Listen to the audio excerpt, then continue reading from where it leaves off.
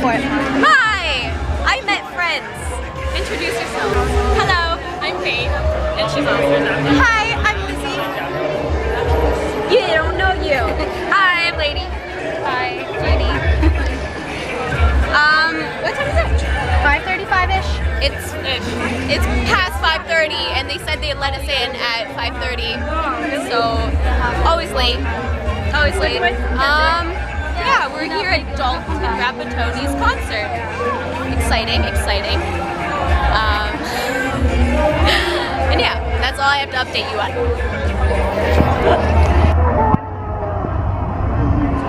Should be School of Rock at that, especially because he's late. I know, right? That's what I was thinking too. Like, So, at first it was just like, what's this line for? We are currently sitting down because we are waiting for it to start. It's that casual, which is good. I don't know if you can hear me, as per usual. But yeah, we're all pretty much sitting on the ground waiting it to start.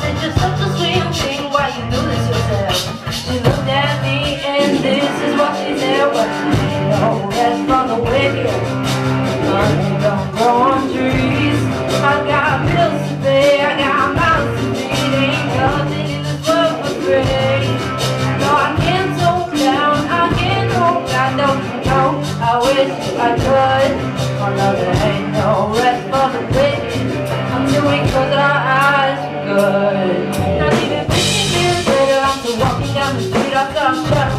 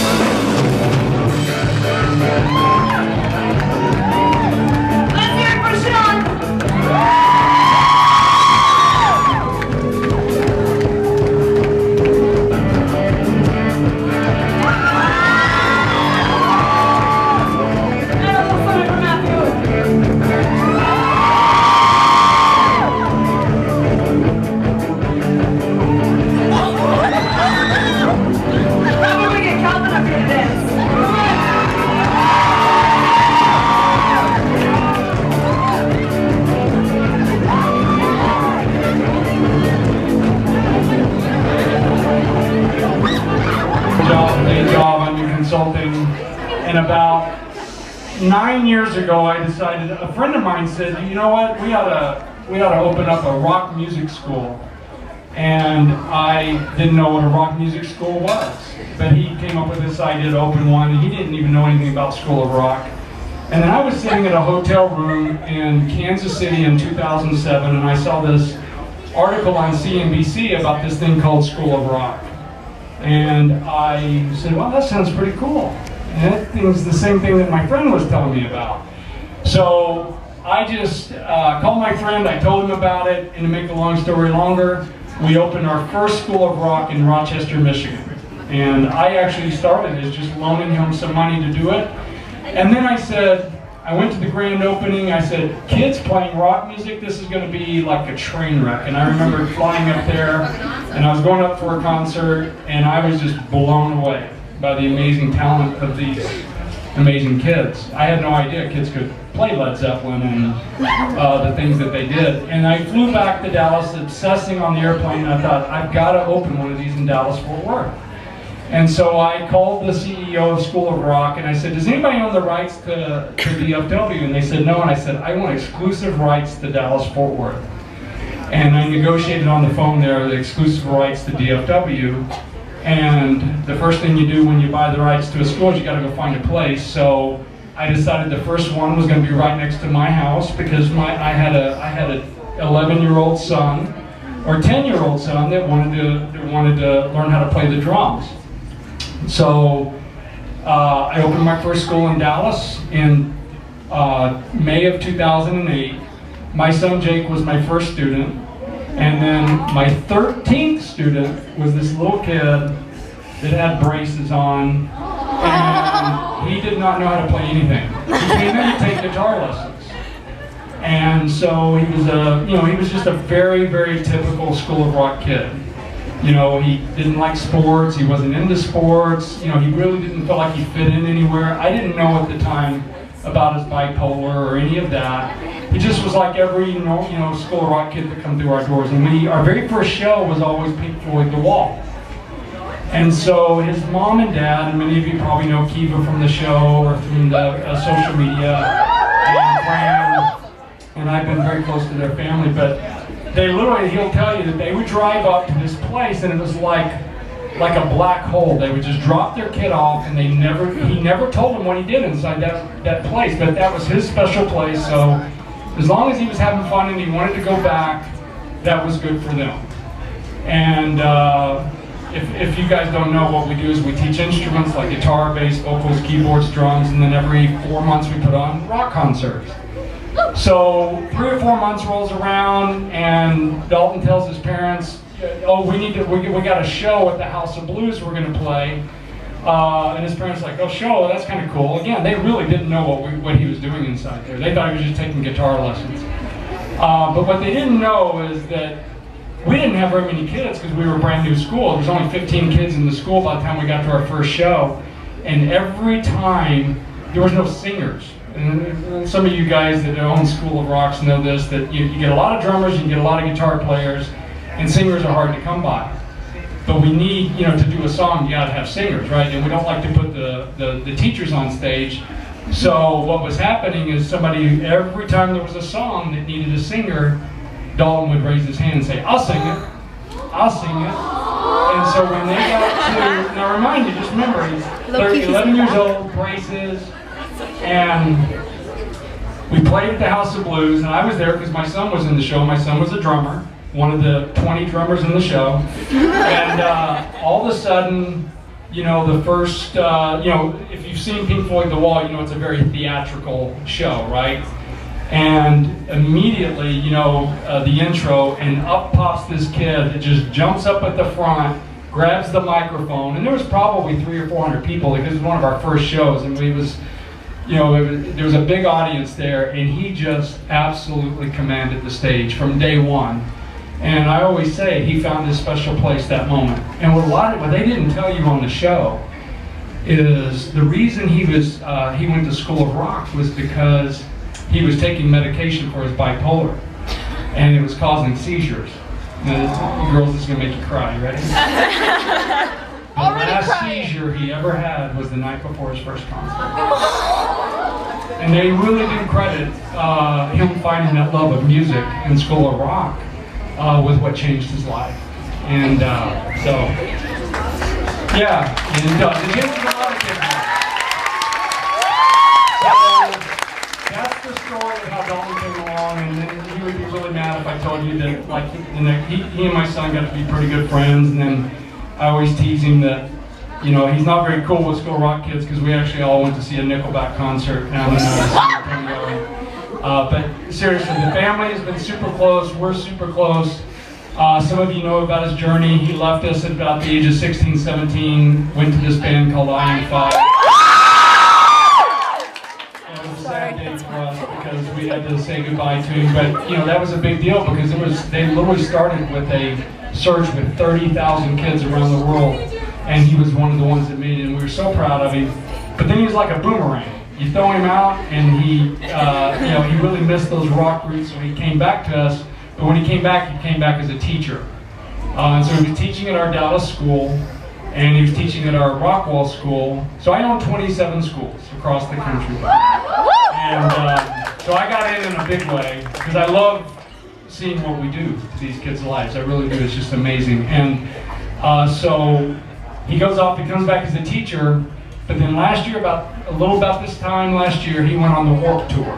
And he was living in a hot van, just blazing hot. And he had told his dad for 3 years, I'm not doing that stupid American Idol thing. Quit asking me to do it. And so his dad last year said, this is the final season, are you sure you don't want to try out? And he said, does it have air conditioning? And he said, yes it does. He said, I'll do it. And I remember his dad going to Little Rock. He texted me afterwards, he texted me a picture of the golden ticket. And I said, and I have the text, I said, he's going to make the top 10. And his dad tells me to this day, he said, you were the only one that said that. I said, no, I knew. I thought he was going to win it, but I knew he was going to win it. So anyway, that's me killing a lot of time. You're very privileged because nobody else gets to hear me do all that talking. And I'm getting a lot of that out of the way now, because sometimes when I introduce Dalton, I'll do a little bit of something. But when we get here, because it's late, I'm just going to come up here and say, Mr. Dalton Rapattoni, and then we'll let him get going, because we don't want to keep the crowd. The last thing I do want to say is, because we're going to be a lot later than we planned. Again, great music, but we're going to be later. I saw Guns N' Roses one time, and they were 3 hours late.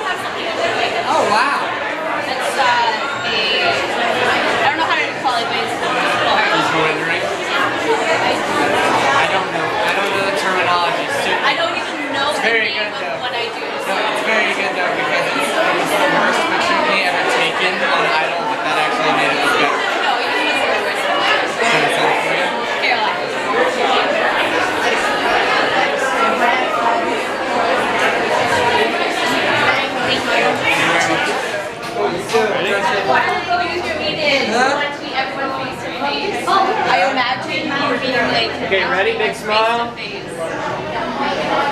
Like, up and up. Oh, that's not sanitary. That's not sanitary at all. Okay, so I'm going to talk a little bit about what just happened in this vlog. So I lined up at 4:15 around, and my friend and I, Lanny, stood in line and then met these wonderful people, Faith and Lizzie, in line as well. And so we became friends. Have all their information, man. Life. Which is the best part of tonight, is definitely making friends. We pretty much talked about our life, even as we've been best friends for 10 years or something. So when we were in line, someone mentioned that Dalton was still flying here to Toronto. And so I'm like, okay. I'm assuming he's gonna land like now and then come. But no. So we get in. We were advised that he is still not landed and there were problems and stuff like that. So we're like, okay. And the first group's gonna go. School of Rock. All of this is brought to us by School of Rock. Big shout out. Wonderful band that Markham has. Wonderful, talented people. And so they went on and played for 3 hours. I applaud them. I find that miraculously impressive and just incredible within itself, and dedication to music. Definitely don't see a lot of people doing that. And so they were really good. They were really good. And so after, when he finally arrived at 10 o'clock, the show was supposed to start at 6:30 and end at 9:30. Instead, he showed up at 10 o'clock. It is not Dalton's fault. I know that for many reasons. Besides the fact that he missed the first morning flight, but you know, I would probably miss it too. And so there was problems with the plane, and so you can't really blame people for that. And that was the evening. He played for 22 minutes. Good set. Great performer, wonderful performer, amazing guy. And then the meet and greet part, which came with your ticket. There was about 300 people at the venue because I've asked how many people attended, and it was about that. And so we stood in line for a good 2 hours, 2.5. No, an hour and a bit, an hour and a half about. And that's my evening. I just got home at 1 o'clock in the morning. And yeah, so I'm gonna go to bed, eat some food, watch Netflix, go to bed, make sure my ears don't ring that much, take my makeup off. Yeah. Okay, bye-bye. I love you guys. Stay original.